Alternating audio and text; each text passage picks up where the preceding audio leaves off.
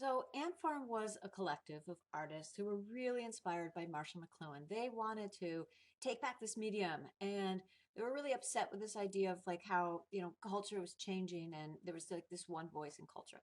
So they did a lot of performance pieces. So it was a group of artists and not always the same artists. They were coming and going, and they were having a good time as well as making a lot of art.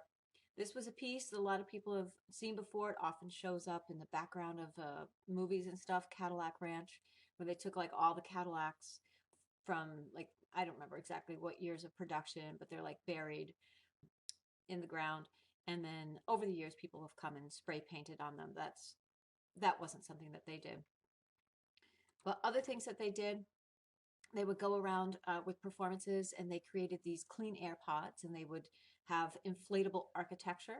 This is obviously like a reflection or commentary on environment. And they would have these manuals and instruct people of how you could live in clean air despite all of the pollution that we have. And the piece that I'd like you to look at, I have a link there on Blackboard, and it's 23 minutes long. You can kind of skip through, but I really would like you to take a look at this, is Media Burn. So Media Burn is the piece where I might have mentioned it before, where they took a Cadillac. I think I mentioned it when we talked about symbols, like what is a Cadillac a symbol of? It's a symbol of like American wealth, status symbol.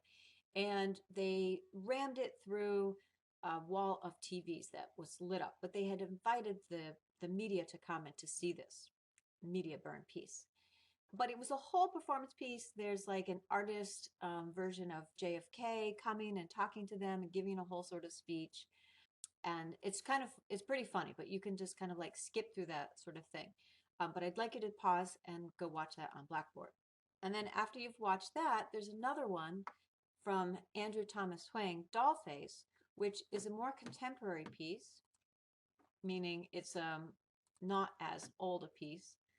And it's dealing with kind of the exact same message that these artists were dealing with. So this piece is a few years old, but I'd like you to also pause and to take a look at this piece and then come back.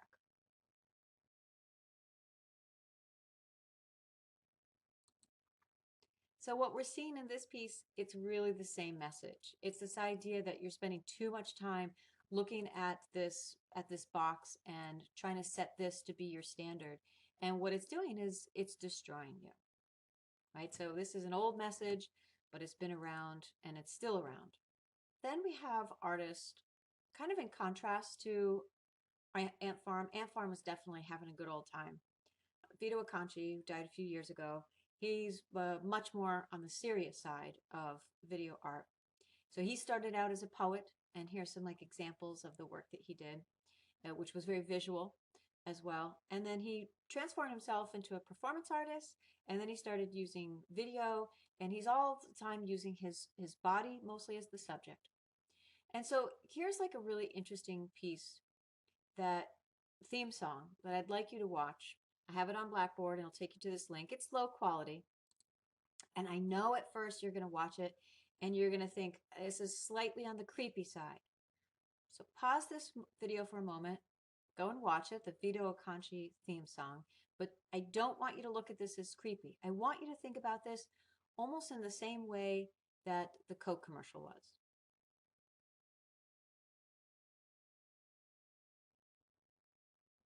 All right, so hopefully you watched a little bit of this. You didn't have to watch the whole thing.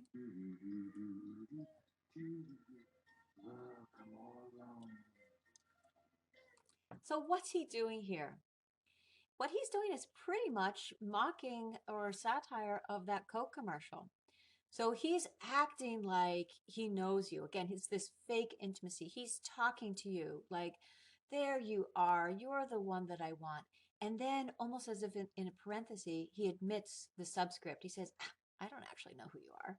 I don't know what color eyes you have. So he's pointing out how fake this intimacy is. And in everything he's doing, he's trying to point out how fake it is. So in a TV commercial, you might have music that's playing in the background. So he's not so slick. We see him roll over in the beginning and he presses play on the tape player. And if you watch this all the way through, when the tape is done, we hear him like roll over and he flips the tape over. So he's revealing that. He kind of stumbles with his cigarette. He's not trying to be slick. But at the same time, he's right up there in the camera. He's right in your face. He's saying, I'm here. You can trust me. Just like that woman in the Coke commercial was.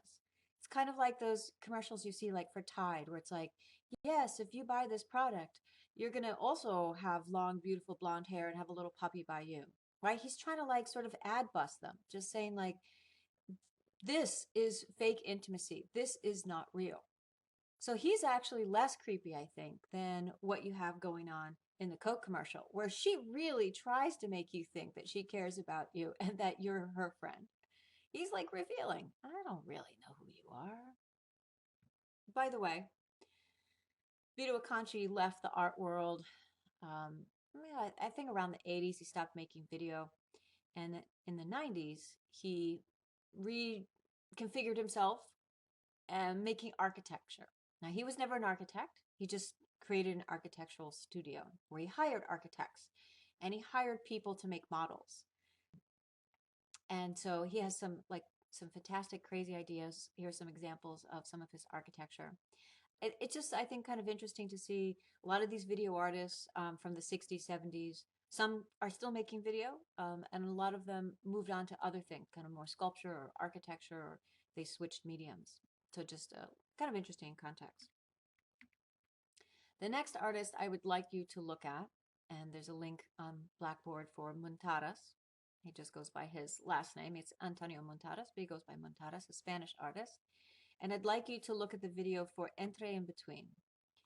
And Muntadas, also a very serious artist, and he's also incredibly inspired by this movement by Marshall McLuhan with the idea of not exactly criticizing, but analyzing social, political, and communication issues, such as the relationship between public and private spaces.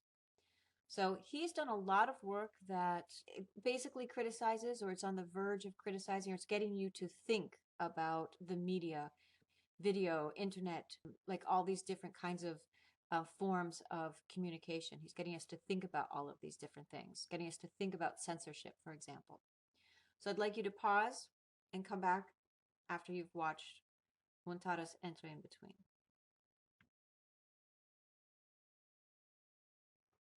Okay, so hopefully you watched this video.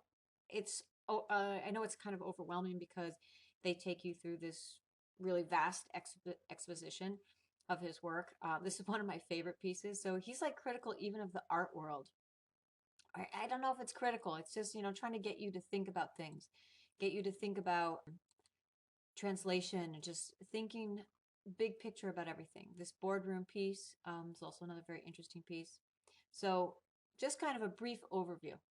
Wanted to show you there. Last piece that I'd like you to look at for this video, this is, again, now I'm sort of jumping in time. This is 1990, so moving forward a little bit in time, is this piece, Bruce and Norman Yonemoto. It's called Made in Hollywood. So pause this video and watch that one right from Blackboard. Kind of make your mental notes as to what you think this is about, and then come back. All right, so what did you think of this one?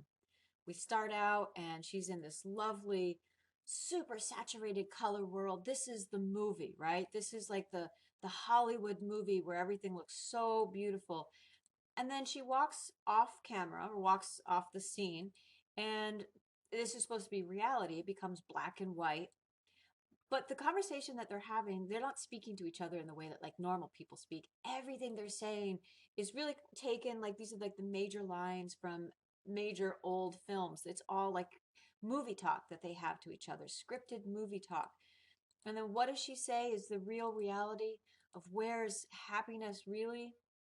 In front of me the whole time. Okay, so she's saying the place where she really wants to go, the place where everything is perfect, it's the commercials, right?